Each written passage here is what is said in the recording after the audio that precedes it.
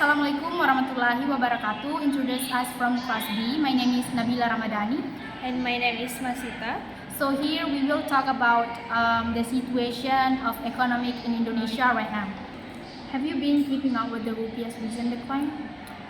Yes, I have. It's been all over the news lately. The exchange rate pays 70,000 per US dollar, right?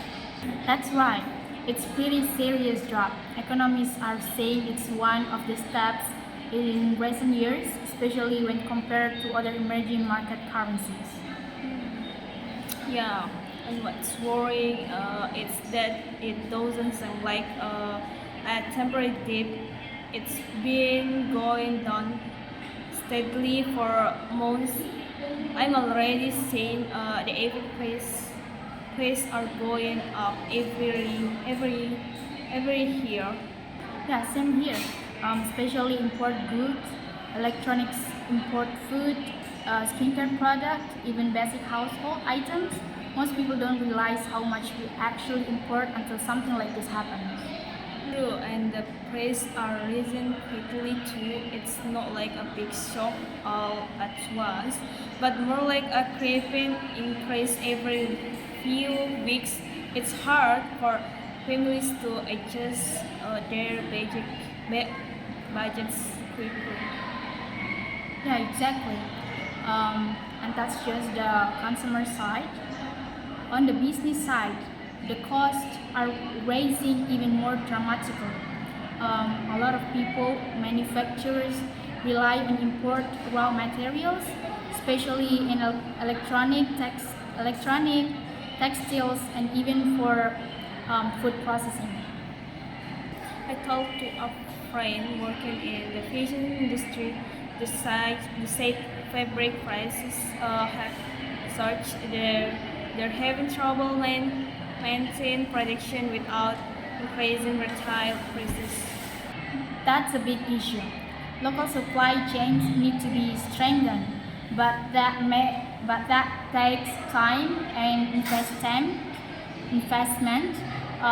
We can't just switch overnight. Okay, so what's actually causing this? Rupiah depreciation is it mainly global factor. It's a mix. One of the biggest external factors is the US Federal Reserve continuing to raise interest rates. That's attracting global investors to move their money into US especially bonds, and pulling capital out of emerging markets like Indonesia.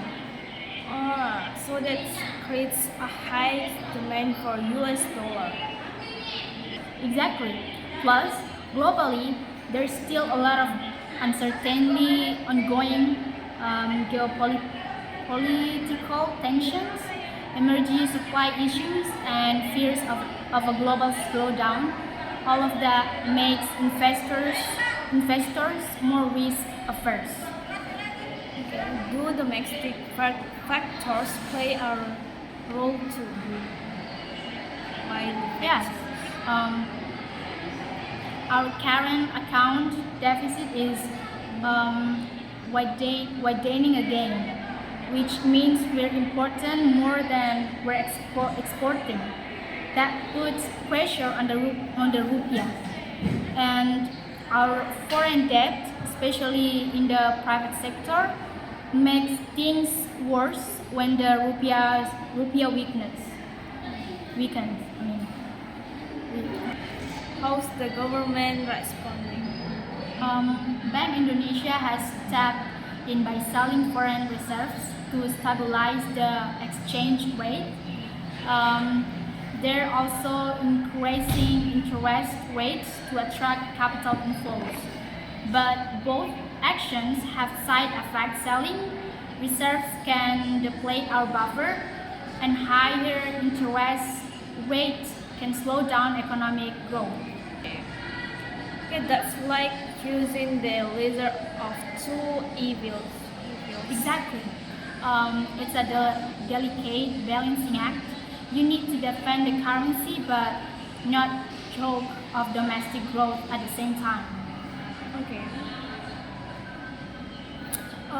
What about fiscal policy? Can the government help is the burden? They're trying. Some subsidies have been increased, like for fuel and food, but that puts more strain on the state budget.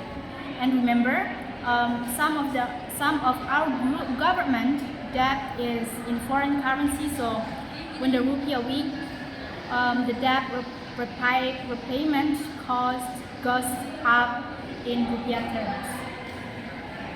Okay, that sounds like pieces quickly. Yeah, it can be. That's why structural reforms are so important. We can't keep relying on import goods or foreign debt. We need to build more resilient domestic industries and reduce external vulnerabilities. Yeah. Okay, what kind of reforms do you think are most urgent? Number one, strengthen our export base. Right now, we mostly export raw materials, coal, palm oil, rubber. We need to move up the value chain, export more finished goods or attached-based products. That way, we earn more per unit and create more local jobs. Okay, so like developing manufacturing and downstream industries. Um, yeah, exactly.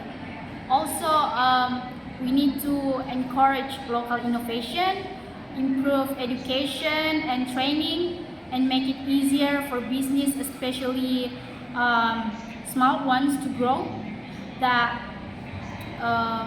that includes easier access to capital and simplified licensing. What can ordinary people do during this kind of economic situations? Several things actually. First, be smart with money cut, non-essential spending, create emergency savings if possible. Second, support local business. Yeah, buy local products, help sustain local economies. And third, improve financial literacy. Many people still don't understand how inflation and exchange rates impact them. Yeah, that's.